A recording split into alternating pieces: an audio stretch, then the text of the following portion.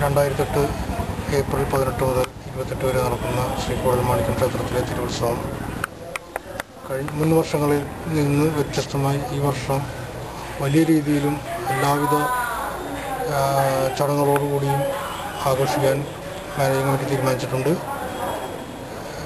നവീകരണ കലശത്തിന് ശേഷം വരുന്ന ആദ്യ തിരുവുത്സവം എന്ന നിലയ്ക്ക് നിരവധി വ്യത്യസ്തമായ പരിപാടികളും ആസൂത്രണം ചെയ്തിട്ടുണ്ട്.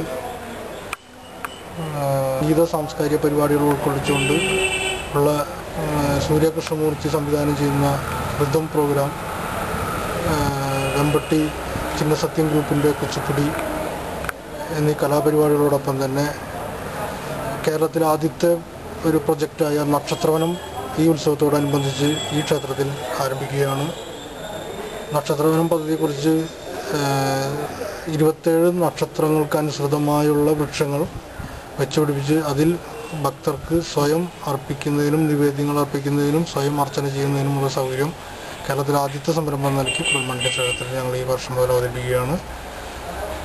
അതോടനുബന്ധിച്ച് കൂടൽമാണിക്യം ക്ഷേത്രത്തെ ഭാരതത്തിലെ സാംസ്കാരിക തീർത്ഥാടന കേന്ദ്രമായി മാറ്റുന്നതിനുള്ള എല്ലാവിധ വികസന പദ്ധതികളും ഈ ക്ഷേത്രത്തോട് ഈ വർഷത്തെ ഉത്സവത്തോടനുബന്ധിച്ച് ഉള്ള രൂപീകരണം തുടങ്ങുന്നു.